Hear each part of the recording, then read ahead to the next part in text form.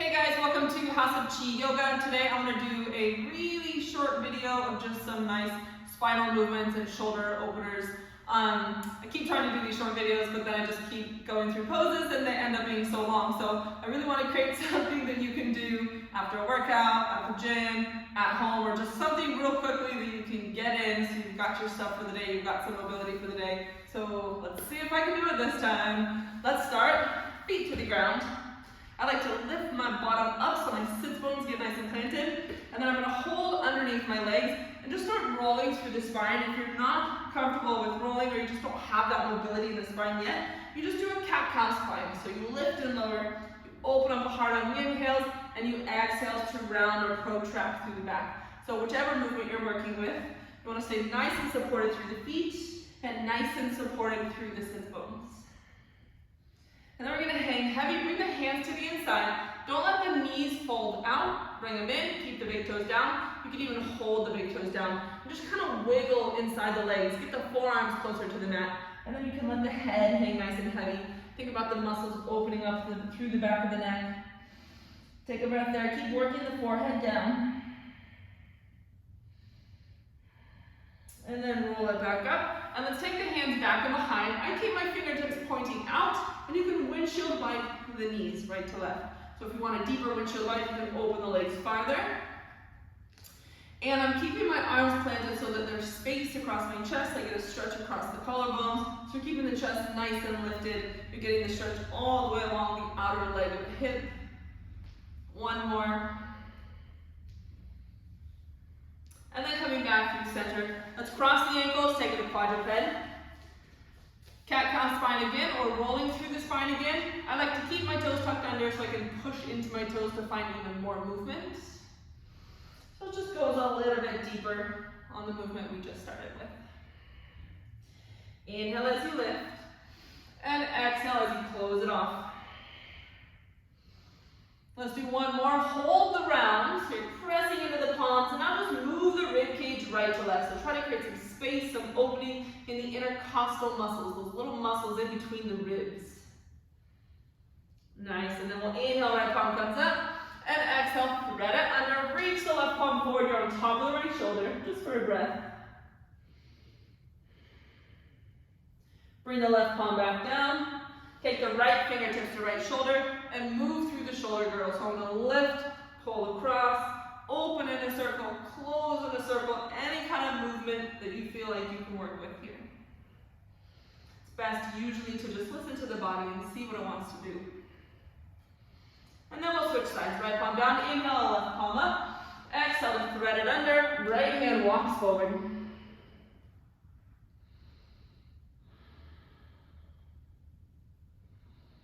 Now bringing the right palm down, bringing the left fingertips to the shoulder, and again, any movement, just let the body kind of move around and relax through the shoulder girdle.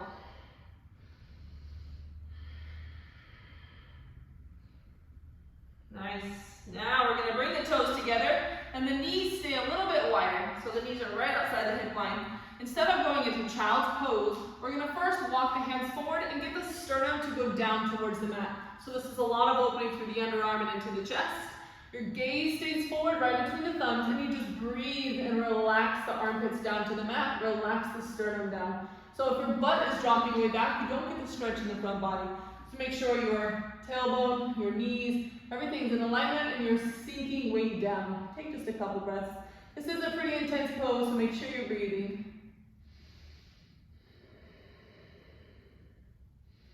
And then exhale, and now you can bring the bottom back to the heels and breathe into the hips. You want to be really heavy through the hips here. Rolling forward, so push into the tops of the feet, go vertebrae by vertebrae. My fingertips are facing forward. I bring my knees together in midline, and then I lift and open the chest. So pull the shoulders out away from the ears. Keep breathing. And then exhale, tuck the chin. Bring the hips back up through quadruped, tuck the toes, and then push to downward facing dog and walk the knees out. So you can pull the heels down, you can let the hips hang heavy, maybe you find some stretch and mobility through the low spine there. Now we're going to you push forward, left knee down to quadruped, and the right foot steps outside the right pinky. I'm going to walk myself farther forward so I can get into this other side hip, this left side hip joint. So staying here, you can gently bring the left heel to the glute and then back down. It's kind of like a hamstring curl, but I'm actually pressing into my left hip flexor so I can get a deeper stretch there. Now keep the left heel up, circle the right arm back, see if you can bind or connect to the foot somewhere. I like to grip the ankle, and then you can press the heart open by pushing into the left palm. You can let the right knee open, you can kick into the palm to pull the shoulder open a little bit farther. And then exhale, gaze down, bring everything back towards center, bring the right hand down, and lift the hips up towards a pyramid stance. Now this right hip here, this front leg, front hip, I want to pull it behind me so I get a nice stretch along the outside of the leg.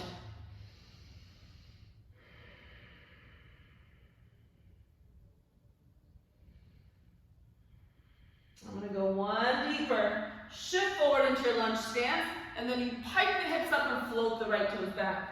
Now, bend the knees, walk the hands back, inhale to a flat back, and just bring the hips right to left. So this should hit even farther into the outside of the leg and outside of the hip.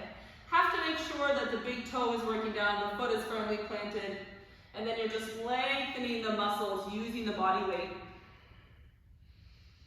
Now coming back through center, let's walk the hands back through, right knee goes down, and the left foot steps to the outside of the left pinky. Walk yourself forward. Now you have a nice stretch on the other hip, the right hip. So you can lift through the sternum here. We want a long spine, we don't want to be rounded, and we want to be working on stretching the front of this body. So we're lengthening forward to create the length for the stretch. If you want to add on, you can pull the heel in. Go slow if you're not familiar with these movements. Usually, typically, the hip flexors are very tight on people. So we always start really slow. And then you can hold the heel up, circle the left arm back and behind. You can bind. I like to grip the ankle here. You can let the knee fold open. You can lift up through the heart. You can kick back into the palm to all create a deeper stretch.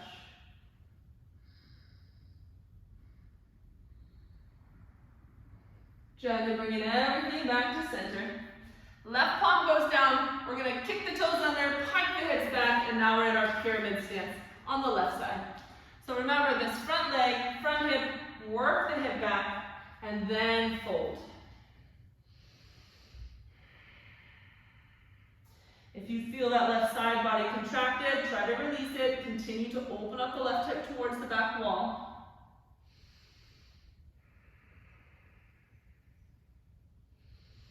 And then on your next exhale, bring it into your high lunge, palms down, step the left foot back, and find downward facing any kind of movement you need here.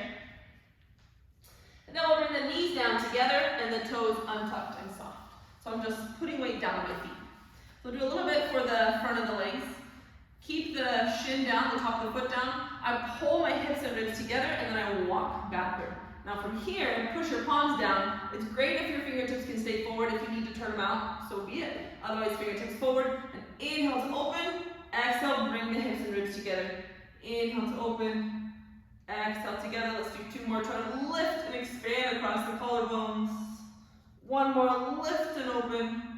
And now pull the ribs in and just lean back. So think about actively pulling the knees down towards the mat, and hopefully you feel a little stretch along the quad muscles. It's not a very deep stretch, but if you have tight quads, you should be able to feel it there.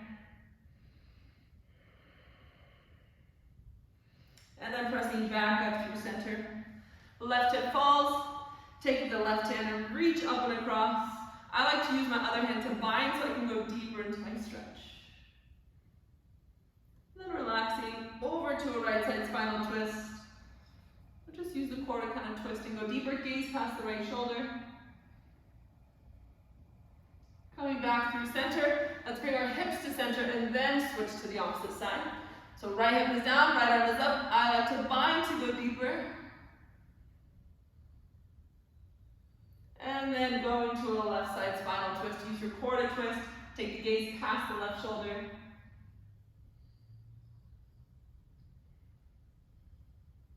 And coming back through center. Okay, one more thing for the chest. We're going to go on the knees. If you need to go to seated, feel free to. Your hands are coming back and behind and then binding together. So watch my shoulder from here. I'm going to rotate a little bit. My shoulders are internally rotated, so I want to open them up to stretch the front of the shoulder. So it's important that you get this nice roll, and now start extending through the front of the shoulder across the pecs and the chest. So take a few breaths there, keep lifting up through the heart, and keep softening the shoulders back and away from the ears. Keep breathing to create more space.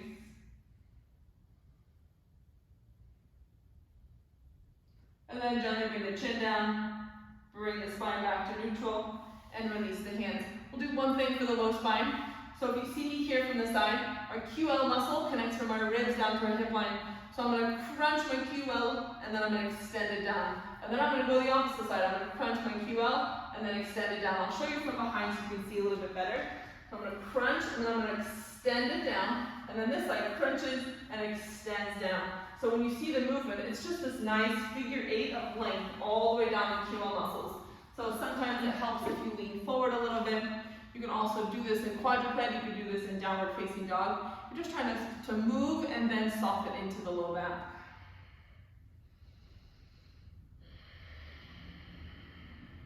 Taking one more breath. And then coming up through center. Let's do our wrists once. Palms down, fingertips spread wide. I like to go reverse grip because then I can lean back and get a stretch all the way through the front of the forearms, which gets so sore. You can add some circling to go 360 direction. Go both directions if you're circling. And then we'll do one thing for the top of the hand. So now I want to take both sets of knuckles together, so finger knuckles at the very top of the joint, and I place the top of the hand on the mat. Now don't let the hand open, don't let the knuckles come away from each other, but just try to lengthen the arm, keeping the hand down and the palms closed. So maybe you can go far, maybe you're pretty tight in the front of the wrist. I'm pretty tight at the top of the hand, so I can't lengthen my arms all the way. Exhale, gently release. Hey, shake it out. All right, old shoulder circles to open up the rest of the shoulder. And then take the right arm on top of the left, walk the fingertips together, and as you exhale, pull the scapula away from the spine. Inhale, palms rise. Exhale, this time left goes on top. I'll show you from behind. I'm going to grip my scapula here with my fingertips, and then I'm going to exhale and round into the upper back. Beautiful. Allow it to adjust, come back through center. Hope that was enough for you today. Feel free to tap out your ankles, get some movement. That was just a quickie, but at least it's something, and follow and subscribe. See you later.